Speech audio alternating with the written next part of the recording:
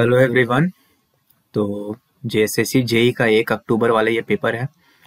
इससे पहले हम एक और पेपर सॉल्व करवा चुके हैं जेई का, और भी बहुत सारे दूसरे एग्जाम्स का पेपर हम सॉल्व करवाए हैं। प्रॉपर एक प्लेलिस्ट बना हुआ है, पूरे प्लेलिस्ट को आप लोग को अच्छे से फॉलो करना चाहिए, ठीक है।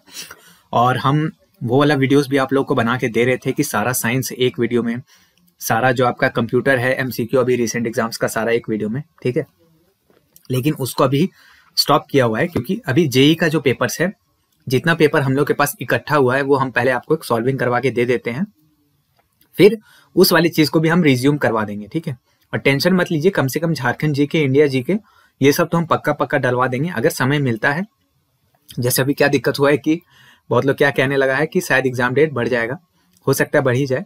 तो अगर एग्जाम डेट बढ़ा भी जाता है तो फिर तो मैथ रीजनिंग भी करवा ही देंगे, उसमें कोई दिक्कत वाली बात नहीं है, ठीक ना।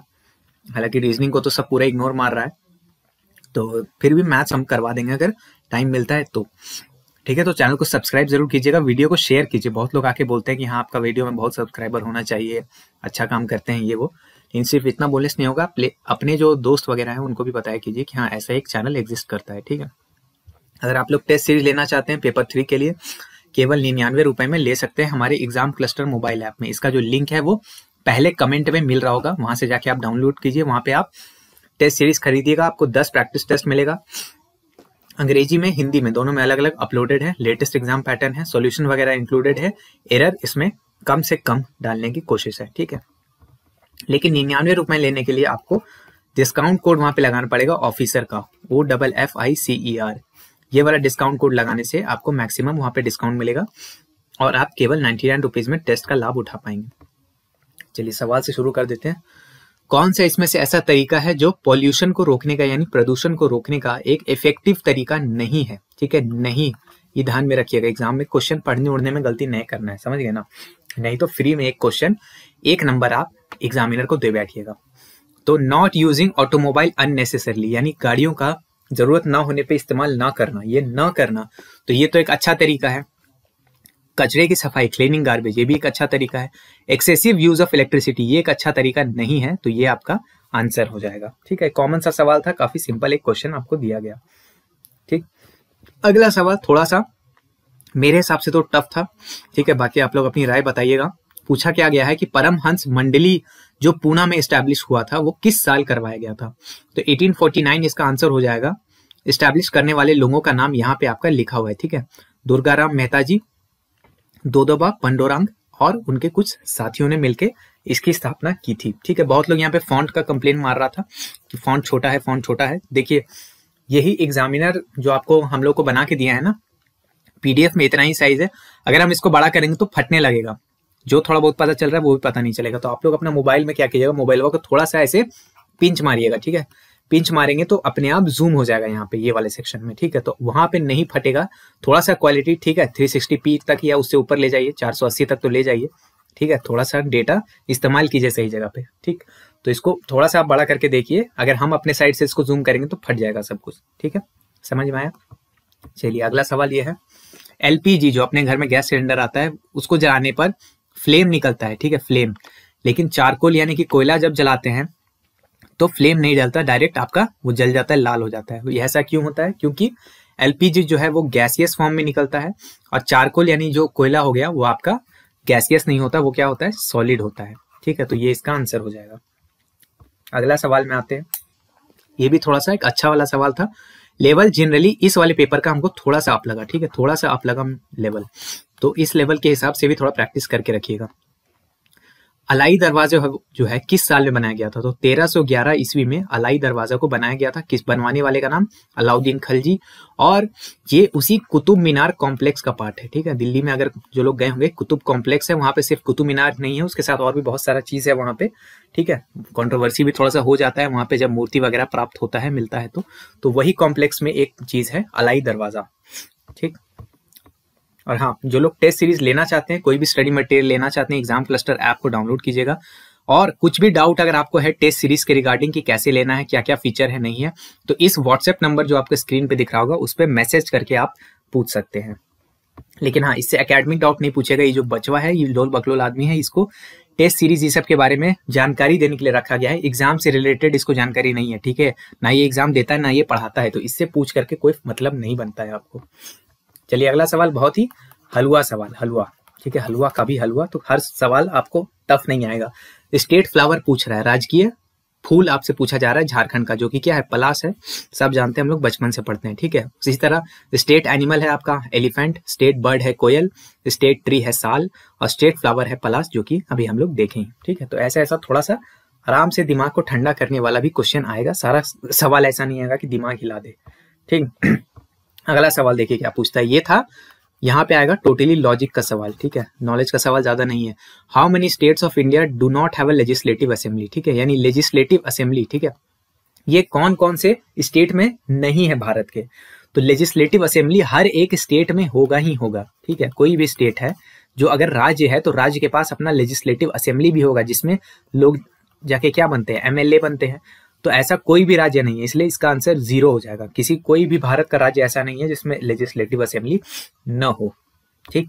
अगला देखिए फेवरेट टॉपिक वाइज जो, ठीक है, पंचायती राज एकदम फेवरेट टॉपिक है जेएसएससी का, घुमा फिरा के कहीं ना कहीं आपसे पूछ ही देगा। तो ग्रास रूट डेमोक्रेसी जो है ना, यानी कि पंचायत और म्युनिसिपैलिटी, इसको बढ़िया से कंप्लीट कीजिएगा। सिंपल यहाँ पूछ रहा है पंचायती राज दिवस कब मनाया जाता है, तो 24 अप्रैल इसका आंसर हो जाएगा, ठीक। तो पंचायती राज को और डेप्थ में जाके पढ़िएगा, देखिए अंदर से खोद खोद के बहुत चीज पूछ रहा है, ठीक है। उसके साथ 243 को भी अच्छे से देख लेना है। अगला सवाल देखिए, अब इसका फॉन्ट छोटा है, हम आपको पढ़ के अच्छे से सुनाते हैं, ठीक। कंप्यूटर का जो सिस्टम होता है उसमें बोल रहा है 3 कंपोनेंट होता है, ठीक है। इसमें से 2 कंपोनेंट का नाम आपको ये क्वेश्चन में ही दे दिया है, अगर आपको नहीं पता तो आप लिखते जाइए। एक तो होता है आपका सेंट्रल प्रोसेसिंग यूनिट, एक होता है आपका इनपुट डिवाइस।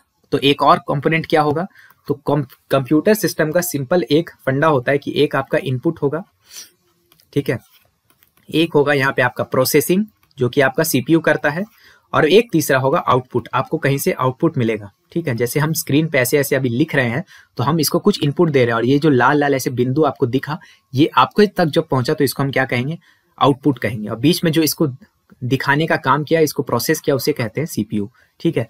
तो एक इनपुट आपको दे रखा है, प्रोसेसिंग दे रखा है, एक चीज क्या बच गया, आउटपुट। तो आउटपुट डिवाइस तीसरा कंपोनेंट होता है कंप्यूटिंग का, ठीक।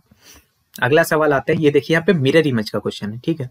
तो मिरर इमेज आपसे पूछ रहा है। अब देखिए इस वाले पेपर में क्या हुआ ना कि मिरर का लोकेशन नहीं, जैसे एसएससी का आमतौर पे जब एग्जाम होगा ना, जैसे मान लीजिए यहाँ पे एगो किसी का मुंह बना दिया, तो मिरर आपको यहाँ पे दे देगा कि देखिए ये मिरर है, अब बताइए इस साइड कैसा मिरर इमेज बनेगा। या फिर बहुत बार होगा कि यहाँ पे मिरर ऐसे ऐसे दे देगा, अब बोलेगा कि बताइए, लेकिन यहाँ पे क्या है, मिरर का लोकेशन तो दिया ही नहीं है। तो आप बोलेंगे कि अरे लोकेशन दिया नहीं है, तो अपने हिसाब से बहुत लोग, पिछले पेपर में भी हम देख रहे थे ना कि बहुत लोगों का कमेंट आया था जो कि जेन्युइन भी है, कि उस हिसाब से बहुत लोग क्या किए थे ना कि इस साइड में मिरर को इमेजिन करके भी एक ऑप्शन सही बैठ जा रहा था। लेकिन अगर आप लोग जिस टीचर से मिरर इमेज पढ़े होंगे ना, उनसे एक बार जाके पूछिएगा, अगर नॉलेजेबल टीचर होंगे तो आपको वो बता देंगे कि जब मिरर का लोकेशन नहीं दिया हुआ रहेगा ना, तो हमेशा यही मान के चलना है कि मिरर जो है वो नीचे में दिया हुआ है, नीचे में, ठीक है।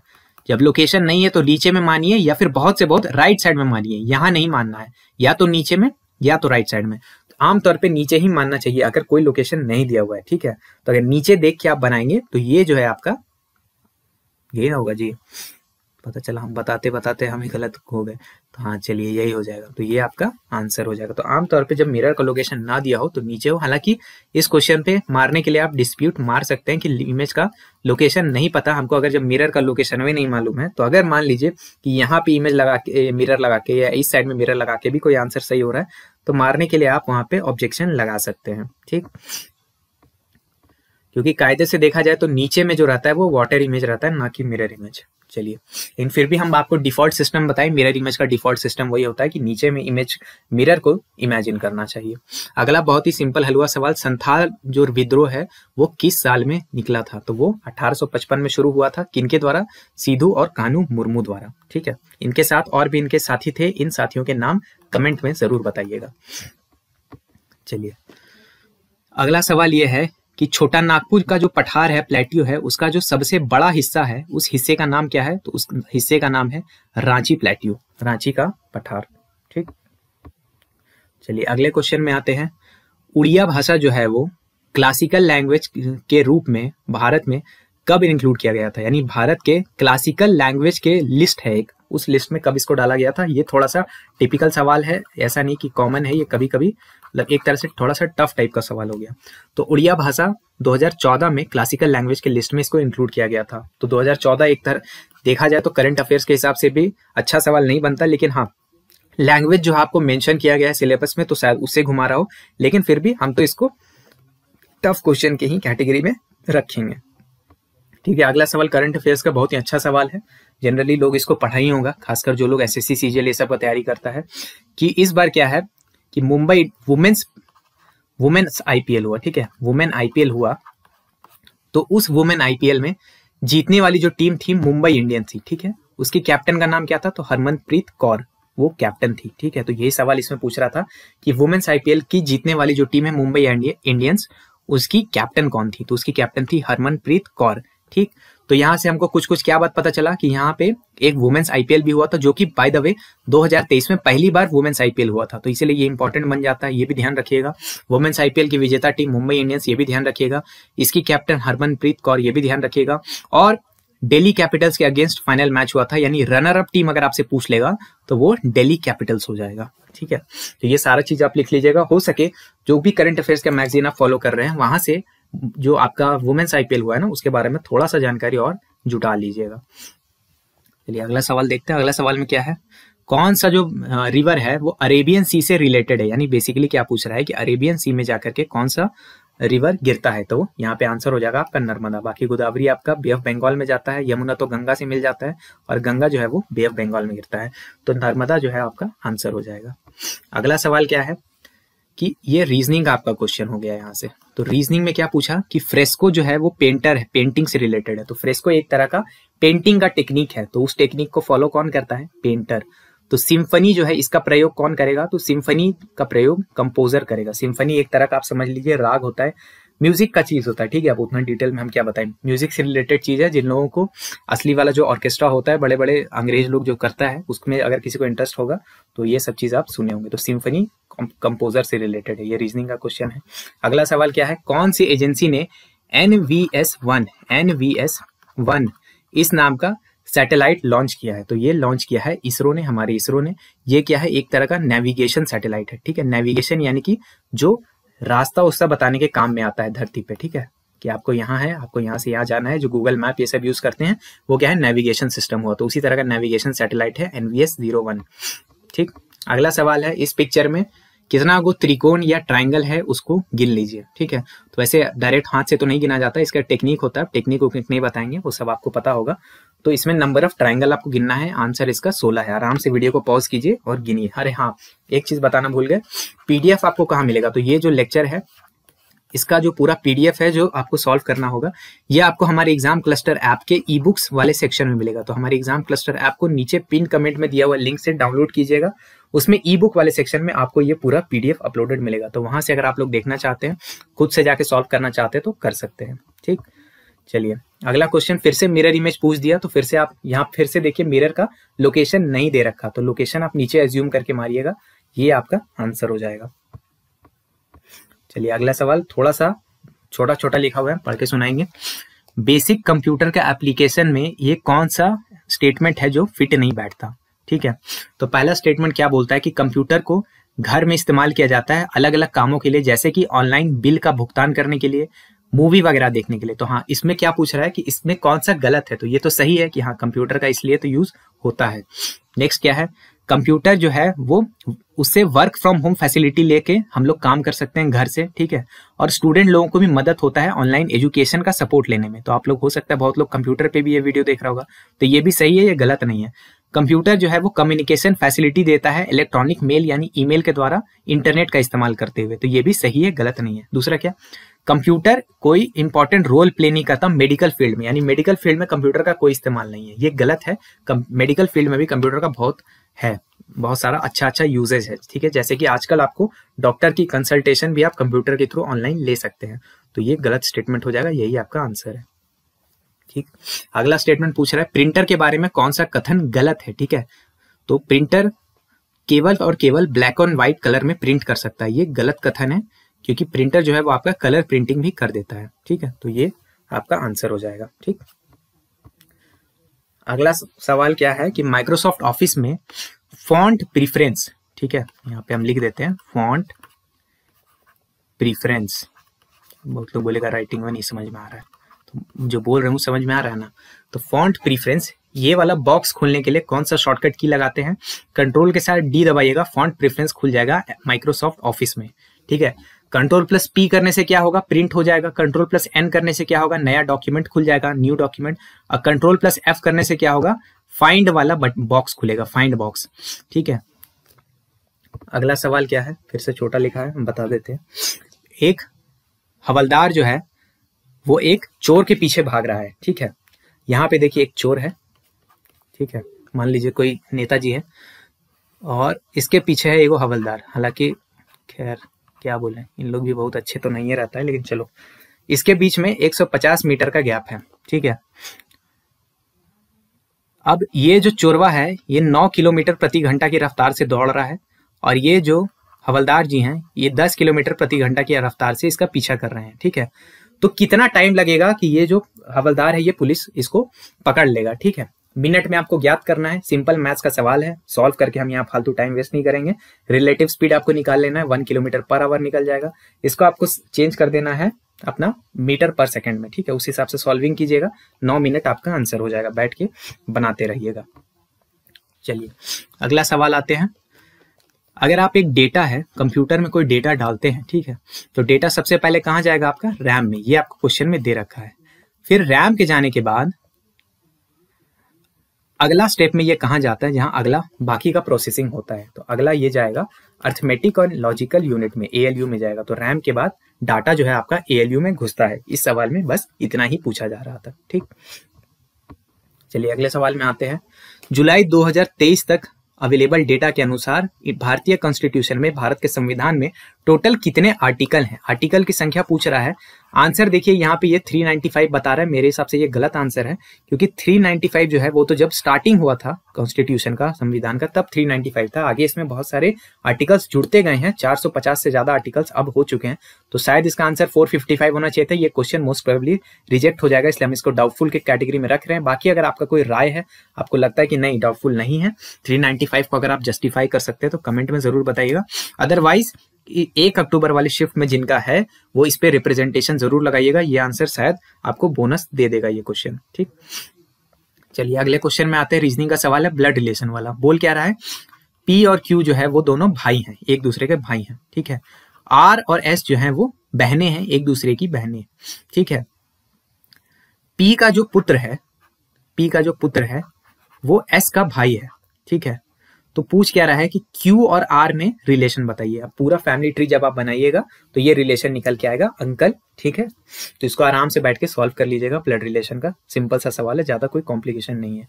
ठीक है, अगला क्वेश्चन करंट अफेयर का है। कौन से साल में medical termination of pregnancy act 1971 इसको अमेंड किया गया था? ठीक है, medical termination of pregnancy act 1971 इसको कब इसमें परिवर्तन लाया गया था, अमेंडमेंट इसका हुआ था? तो 2021 इसका आंसर हो जाएगा। ठीक, अगला सवाल आते हैं। अगले सवाल में क्या पूछ रहा है कि साइमन कमीशन जो है वो एक मेमोरेंडम प्रस्तुत किया था। ठीक है, जिसमें कि झारखंड राज्य के बारे में कुछ जानकारी मांगा गया था। तो वो किस वर्ष हुआ था? तो 1929 में मांगा गया था। ठीक है, तो जिसमें झारखंड के बारे में जानकारी मांगा गया था। 1928 में शायद ये लोग आया था, काम शुरू किया था। आप लोग जाके पढ़ लीजिएगा, ये अलग एक टॉपिक है, अच्छा सा मजा आएगा आपको पढ़ने में। तो 1929 इसका आंसर हो जाएगा। अगले क्वेश्चन में आते हैं। अगला क्वेश्चन सीटिंग अरेंजमेंट का है। ठीक है, एक गोला है, इसके आसपास ABCDEFG ये सारा लोग बैठे हैं, सारे लोग सेंटर की तरफ देख रहे हैं। अब बोल क्या रहा है कि E और D के बीच में A बैठता है। ठीक है, EAD ये दोनों कहीं भी हो सकते हैं, इधर उधर इंटरचेंजेबल है। ठीक है, F जो है वो B और G के बीच में बैठता है, यानी BFG। ठीक है, और ये दोनों इंटरचेंजेबल हैं। ठीक है, B is second to the right of E, यानी कि E के राइट में एक छोड़ के कौन है? B है। ठीक है, ये राइट में। What is the position of C? इसमें आपको C का पोजीशन बताना है। तो ये सारा डेटा हम आपको दे दिए हैं, सर्कल बनाइए, ड्रॉ कीजिए आराम से खेल खेल के ऑप्शन आपको आंसर मिल जाएगा इसका, ठीक है। बहुत ज्यादा कॉम्प्लिकेटेड क्वेश्चन नहीं है, आराम से ठंडे दिमाग से बनाइएगा बस, ठीक। इसमें देखिए एक चीज हम देखें कि सीटिंग अरेंजमेंट वाला क्वेश्चन गिर रहा है, बाकी दूसरे किसी पेपर में हम नहीं देखे थे। जेएसएससी में भी प्रीवियस ईयर में शायद ही कहीं पे आया होगा, एक दो जगह छोड़ के। तो अब देख लीजिए आपको क्या करना है। सीटिंग अरेंजमेंट आमतौर पे थोड़ा सा टफ पड़ता है नॉर्मल बच्चों के लिए, लेकिन फिर भी हम बोलेंगे कि नॉर्मल सिंपल सीटिंग अरेंजमेंट अंदर देखने वाला कम से कम इसका प्रैक्टिस कर लीजिएगा तो अच्छा ही रहेगा, ठीक है। अगला सवाल है वर्क वाला कि अंकित के गार्डन में 12 बच्चे 12 बॉयज वो एक काम को करने में 36 दिन लगाते हैं, ठीक है। और 12 गर्ल्स जो है वो इसी काम का 3/4 हिस्सा करने में भी 36 दिन लगाती है। पूरा काम नहीं, उसका 3/4 हिस्सा करने में 36 दिन लगाती हैं। तो 10 लड़के 10 बॉयज और 8 गर्ल्स, ठीक है, 10 लड़के और 8 लड़कियां मिलकर इस पूरे काम को कितने समय में खत्म करेंगी। अगर इसको आप सॉल्व करते हैं आंसर 27 आएगा। नॉर्मल क्वेश्चन होता है, एलसीएम आप ले लीजिए और उस हिसाब से आप आगे प्रोसीड कर सकते हैं। कोई बहुत ज्यादा तोप सवाल ये है नहीं, ठीक। अगला सवाल क्या है, इनमें से कौन सी एक कंपनी है जिन्होंने 54 स्टारलिंक नामक वर्जन 2 सैटेलाइट को लो अर्थ ऑर्बिट में, LEO लो अर्थ ऑर्बिट में भेजा है। तो स्टारलिंक जो है वो स्पेस एक्स कंपनी का सैटेलाइट का नाम है। तो स्पेस एक्स जो है इलॉन मस्क का जो कंपनी है उनके सैटेलाइट का नाम है, ठीक। अगला क्वेश्चन में आते हैं। रामू जो है वो क्या करता है, चावल बेचने का धंधा है उसका, ठीक है। वो 30 किलो चावल खरीदता है, ठीक है, 30 केजी चावल खरीदता है, जिसका कि भाव पड़ता है उसको 45 रुपया पर केजी, ठीक है। और 40 किलो चावल खरीदता है वो, जिसका उसको भाव पड़ता है 62 रुपया 50 पैसा पर केजी, ठीक है। अगर वो पूरे मिक्सचर को मिला देता है और पूरे मिक्सचर को वो बेचता है 66 रुपीज पर केजी, 66 पर केजी में वो बेचता है, तो उसको कितना रुपए का प्रॉफिट, कितना परसेंट का, माफ कीजिएगा, कितना परसेंट का प्रॉफिट या लॉस होता है। सिंपल मिक्सचर एलिगेशन का सवाल है, ऐसे ऐसे गोला बनाना, बीच में निकालना है, वो सब आप कर लीजिएगा। हम इसको सॉल्व करके लंबा टाइम नहीं लेंगे। मिक्सचर एलिगेशन का एक सिंपल क्वेश्चन है, कॉन्सेप्ट पे बैठाइए और बनाइए, ठीक। अगला क्वेश्चन क्या है, इसमें से कौन सा जो बैक्टीरिया है जो पेप्टिक अल्सर यानी अल्सर की जो बीमारी होती है पेट में, या फिर जो कि आपको एसिडिटी वगैरह भी करता है, उसके लिए कौन रिस्पॉन्सिबल है। तो H. पाइलोरी यानी हेलिकोबैक्टर पाइलोरी, ये जो बैक्टीरिया है वो पेप्टिक अल्सर के लिए जाना जाता है, ठीक है। उसी तरह और भी यहाँ पे कुछ बैक्टीरिया के नाम, ये सारे जो नाम दिए हुए हैं सारे के सारे बैक्टीरिया का ही नाम है, ठीक है। तो स्ट्रेप्टोकॉकस ये जो बैक्टीरिया है, इससे आपका निमोनिया और लंग के दूसरे यानी कि फेफड़ों के इन्फेक्शन होता है स्ट्रेप्टोकॉकस नामक इस जीवाणु से, ठीक है। स्टेफिलोकॉकस ये जो है वो स्किन डिजीज यानी चमड़ों की बीमारी के लिए जाना जाता है, ठीक है। और ये है आपका ई कोलाई, ठीक है। ई कोलाई बहुत ही फेमस है। ई कोलाई आप लोगों को पता होगा, ये यूरिनरी ट्रैक्ट इन्फेक्शन यानी कि पेशाब का जो रास्ता होता है उसमें जो इन्फेक्शन होता है महिलाओं पुरुषों को, वो उसके लिए ई कोलाई बैक्टीरिया जाना जाता है। अगला क्वेश्चन है मैथ्स का। इसमें बोल क्या रहा है कि पी स्क्वायर जो है वो डायरेक्टली प्रोपोर्शनल है क्यूब के, ठीक है। इसमें आपको पी का वैल्यू दे दिया 6, क्यू का वैल्यू अगर 3 है, तो इसमें से कौन से रिलेशन सही है, ठीक है। आराम से बैठिए, वैल्यू पुट कीजिए। पी स्क्वायर को आप मान लीजिए k टाइम्स के क्यूब, यहाँ से k का वैल्यू आप निकालेंगे तो आप इसमें से किसी एक तक पहुंच ही जाइएगा, ठीक। चलिए अगले क्वेश्चन में आते हैं। अगर ये वाला जो सिंबल है इसका मतलब है माइनस कर दो, ठीक है। ये वाला जो सिंबल है इसका मतलब है कि प्लस कर दो। एट द रेट ये वाले सिंबल का मतलब है कि मल्टीप्लाई कर दो। और ये डॉलर है, डॉलर का मतलब है डिवाइड कर दो। तो ये जो पूरा इक्वेशन है हम लिख देते हैं 27, ये 81, डॉलर 9, ये और 6। इसको सॉल्व कीजिए। तो सिंपल सा बहुत ही हलवा सवाल है, ये सब क्वेश्चन गलत करके नहीं आना, ठीक है। चलिए अगले क्वेश्चन में आते हैं। संजय जो है वो, फिर से वही वाला सवाल है। संजय जो है वो यहां से गिनिएगा तो 30वां है, अब पीछे से गिनिएगा तो 25वां है, ठीक है। आगे से गिनिएगा तो 30वां है, पीछे से गिनिएगा तो 25वां है। तो पूरे रो में, पूरे लाइन में कितना आदमी खड़ा है। तो सिंपल इसमें क्या किया जाता है, 30 और 25 को जोड़ देंगे, आंसर आएगा 55। लेकिन संजय 2 बार जोड़ा गया था तो 1 माइनस कर देंगे, आंसर इसका 54 हो जाएगा, काम खत्म। और देखिए हमेशा कंफ्यूज करने के लिए 55 भी आपको ऑप्शन में जरूर मिलेगा।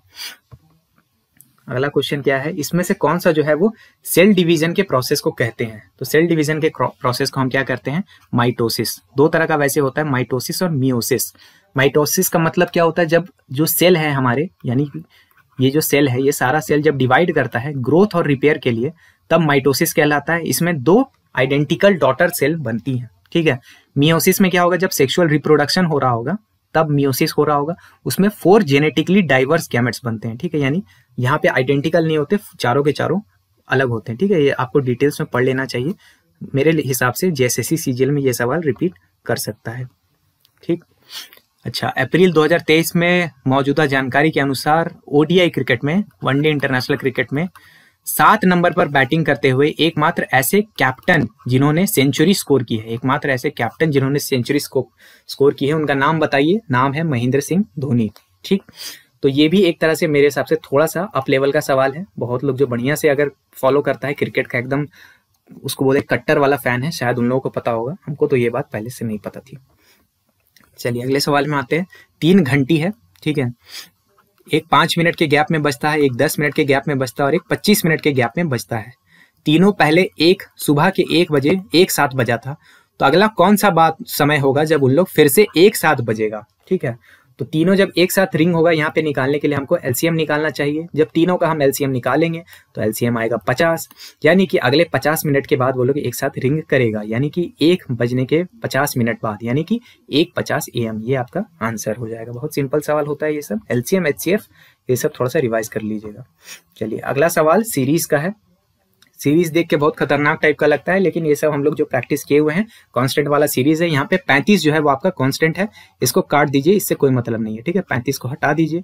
अब 3 में 2 जोड़िएगा तो 5 आएगा, 5 में 5 जोड़िएगा तो 10 आएगा, फिर 10 में 2 जोड़िएगा 12 आएगा, 12 में 5 जोड़िएगा तो 17 आएगा, ठीक है।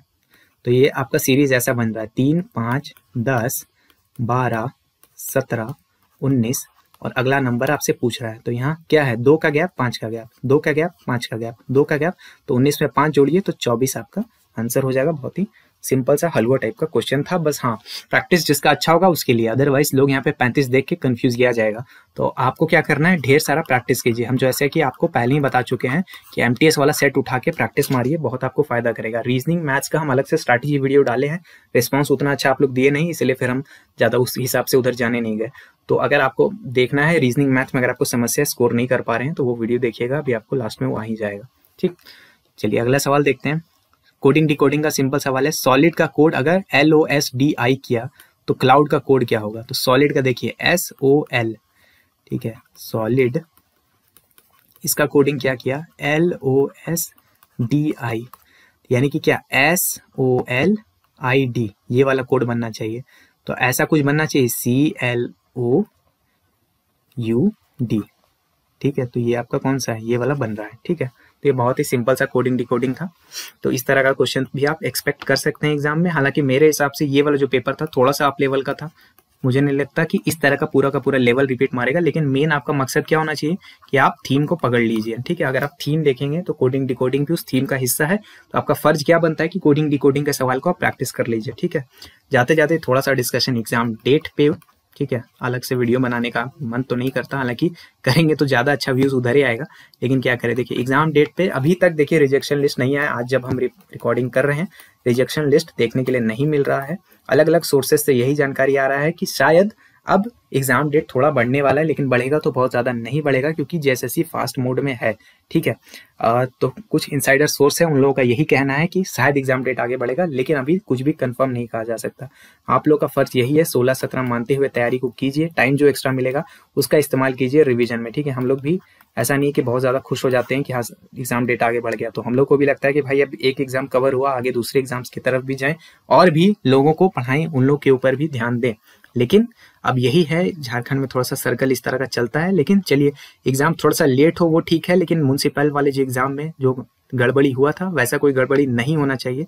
तो अगर उसके लिए काम किया जा रहा है, यहाँ पे एग्जाम डेट को आगे बढ़ा के अगर प्रॉपरली कंडक्ट करवाया जाए तो अच्छा है। बाकी अभी तक जो भी जानकारी मिल रहा है उसके हिसाब से देख के तो यही लग रहा है कि शायद एग्जाम डेट बढ़ने के मैक्सिमम चांस है। लेकिन फिर भी इस वीडियो को देख के बहुत ज़्यादा अपना ये मत कीजिएगा, कोई मेजर डिसीजन मत लीजिएगा, वेट कर लीजिए। ऑफिशियल जो भी अपडेट है वो आपका जेएसएससी का ऑफिशियल वेबसाइट पे ही आएगा, ठीक है।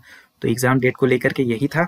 जो भी इनसाइडर सोर्स है वो यही बोल रहा है कि रिजेक्शन लिस्ट ये सब नहीं आया, सब कुछ देख के ये लग रहा है कि एग्जाम डेट अब लग रहा है कि शायद थोड़ा बढ़ेगा, लेकिन बढ़ेगा तो बहुत ज़्यादा नहीं।